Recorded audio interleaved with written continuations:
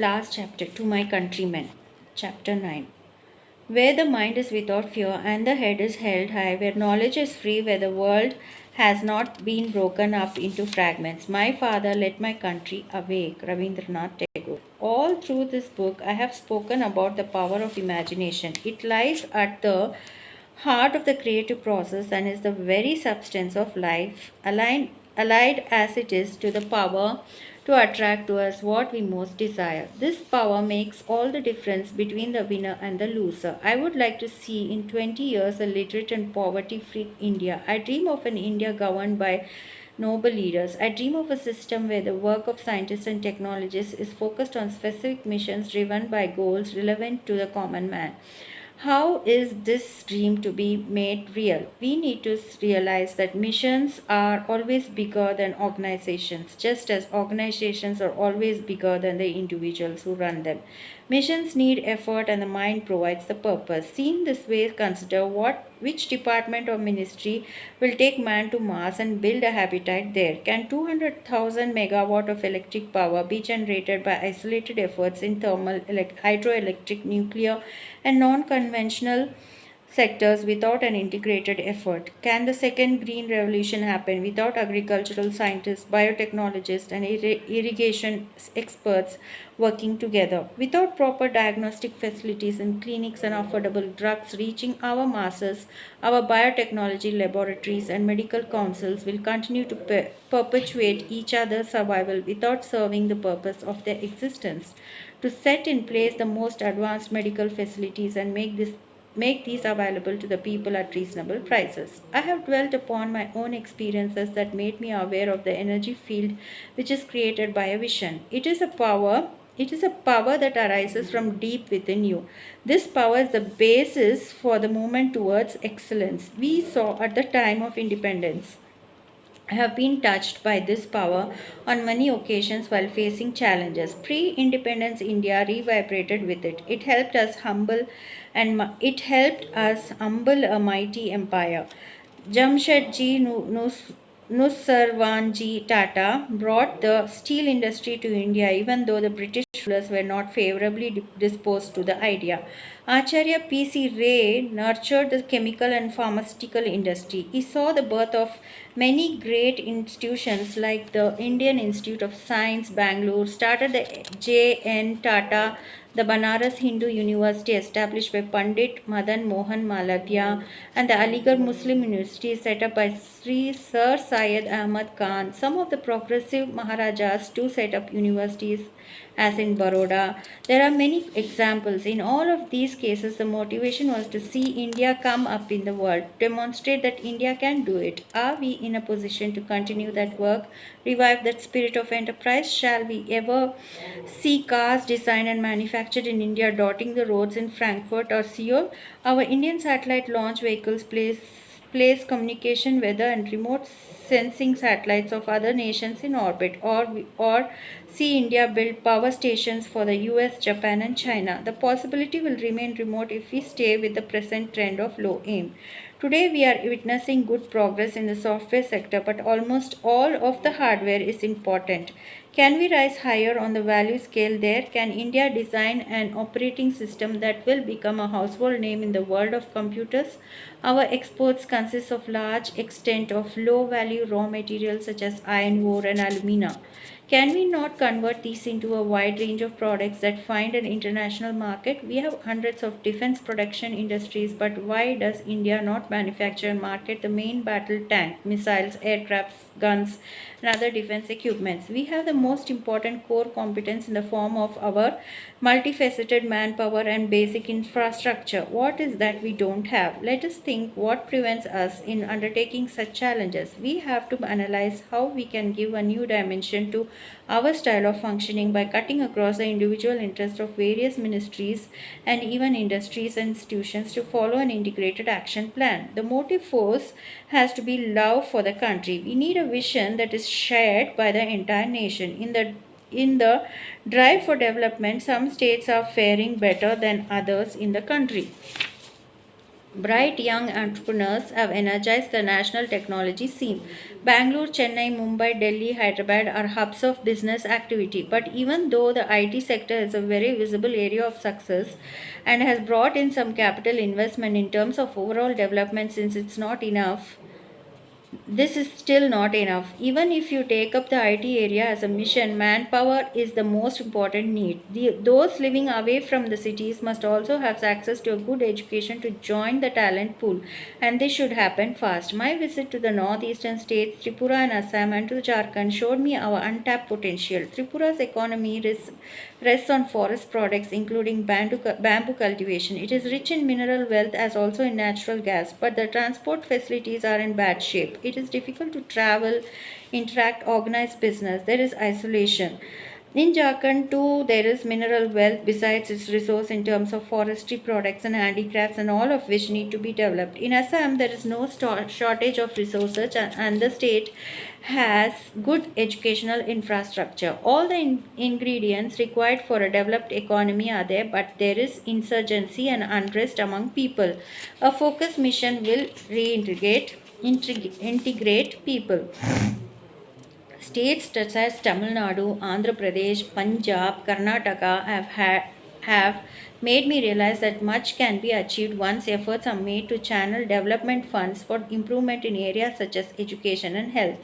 These and other states can become good examples of economic development. Our intellectual forums, political platforms, academic institutions, and chambers of commerce are full of discussions and debates.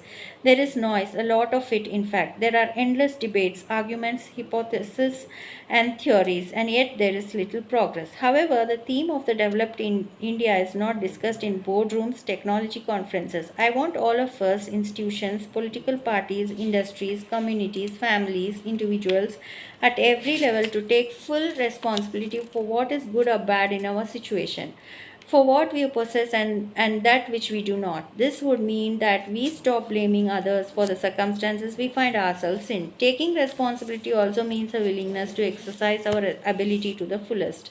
This will make us worthy of enjoying the benefits that come with effort.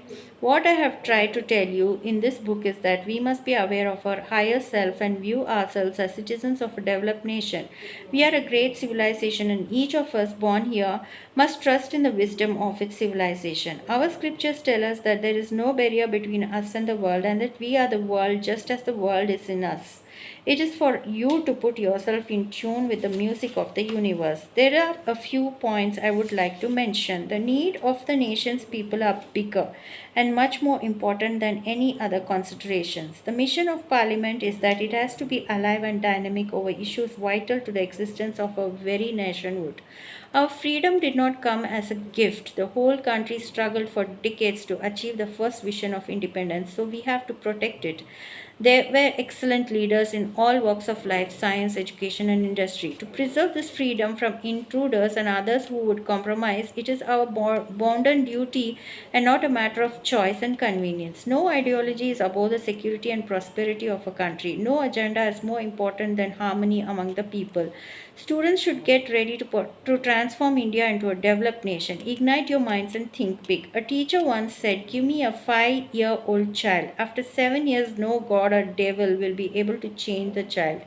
Will all teachers be such gurus? The administrators have great opportunity to link the people and the political leaders. They should always take decisions that are good for the people. I believe it is only executives like empowered district collectors who can assist transformation. The center, the State Center Integrated Fund has to be deployed in mission mode program.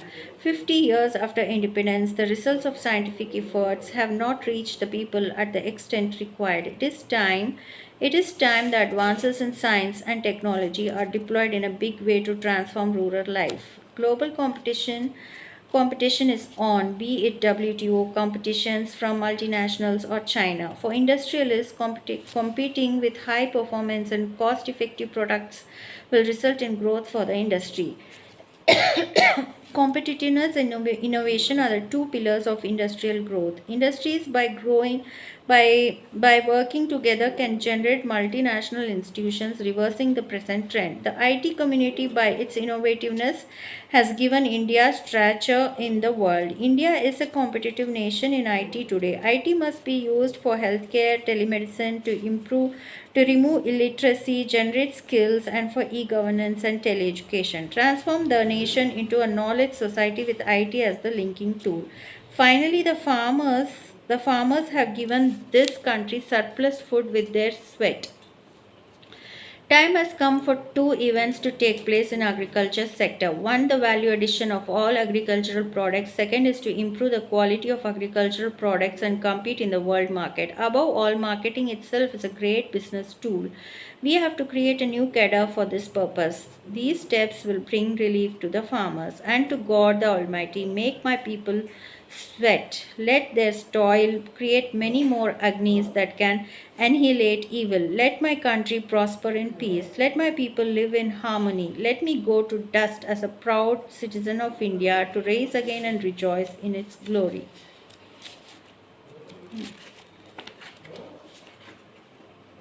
Epilogue. I was thinking what can summarize the book aptly.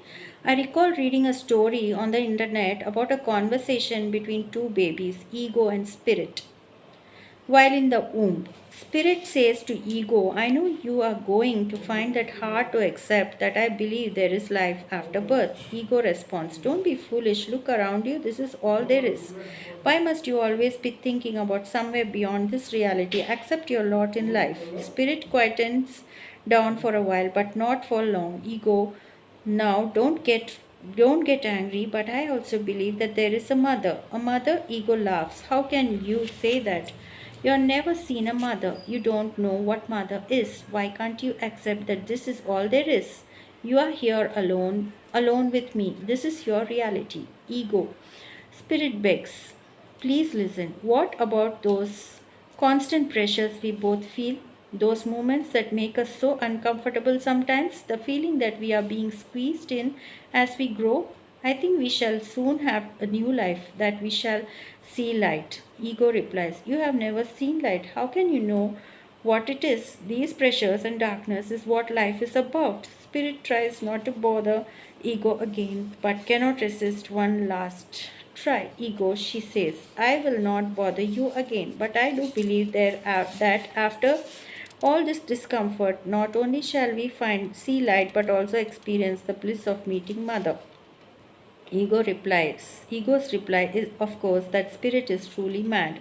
What I want to tell the people of my country through this book is that they must never be content with that which has been presented to them in the last 50 years since our independence. When I was on the verge of completing this book, somebody raised a very important point with me. While addressing the 1,500 students at Presidency College Chennai on the theme Nation Has to Have Vision, a series of questions came from the students. One, national department, political leadership, science and technology contribution, education and the learning process, and so on. After the session, coming out of the auditorium, a visibly happy gathering of students was trying to reach me to shake hands. While I was maneuvering to leave, suddenly one young student pushed through the crowd and thrust a crumpled paper in my hand. I put it in my pocket and read it in the car. My mind got elevated with the power of the message.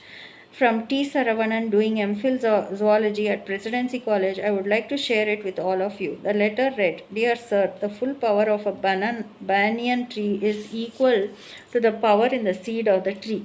In a way, both of us, you and me, are the same, but we exhibit our talents in different forms. A few of the seeds directly flourish as banyan trees, and many seeds die. Sometimes the seeds, due to certain circumstances and environmental conditions, get damaged and become part of the soil as manure, making the next generation stronger and more powerful, thus exhibiting its aim of achieving greater heights. You have worked for the country and helped many scientists, engineers, and knowledge workers.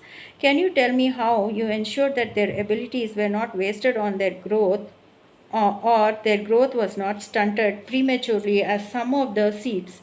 In this service, what is the percentage of success you can claim? My reply the same day said, Dear Sarvanan, I have read and reread your powerful message and questioned many questions. Many times, question many times. I spent 20 years in ISRO and 20 years in DRDO, making rockets, launch vehicles, and missiles. I have seen many successes and also few failures. I have worked with many scientists, engineers, technicians as united teams to achieve goals in a short time.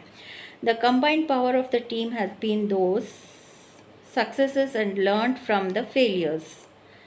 I could see some of my team members excelling me in knowledge and deed. This gave me immense happiness. Sarvanan's message gives all of us a tremendous responsibility. Leaders must ensure that the younger generation is better than them and not subject them to circumstances that will stunt their growth. Above all, protection of the young from failure in scientific developments and constant encouragement are essential to ensure that scientists, technologists, and those working in any field grow and work for the nation. I would like to conclude this book with an answer to one last question asked of me on IT. The question was, what prayers did you say on this occasion? I replied, apart from praying for the health and happiness of my teachers, friends, and relatives, I said this prayer: O Almighty, create thoughts and actions in the mind of the people of my nation so that they live united. Help all religious leaders of my country, give strength to the people to combat the forces of division. Embed the thought, nation is bigger than the individual in the minds of the leaders and the people. Oh God, bless my people to work and transform the country into a prosperous nation soon. I have conveyed the message orally to nearly 40,000 school children in Chennai, Porbandar, Rajkot, Jamshedpur, Bhubaneswar, Dindukkal, Abu Road, Anand, Udaipur, and many other places so far. I hope to reach 100,000 young minds before August 2003. When thousands recite this, I see the developed India. Song of Youth, Me and My Nation, India. As a young citizen of India, armed with technology, knowledge, and love for my nation, I realize small aim is a crime. I will work and sweat for a great vision, the vision of transforming India into a developed nation powered by economic strength with value system. I am one of the citizens of a billion. Only the vision will ignite the billion souls. It has entered into me. The ignited soul, compared to any resource, is the most powerful resource on the earth, above the earth, and under the earth. I will keep the lamp of knowledge burning to achieve the vision, developed India. Ignited minds can only achieve developed India. Ignited minds are those that think and that work hard, that put all that they have, soul and their mind, into whatever they are doing and help achieve developed India.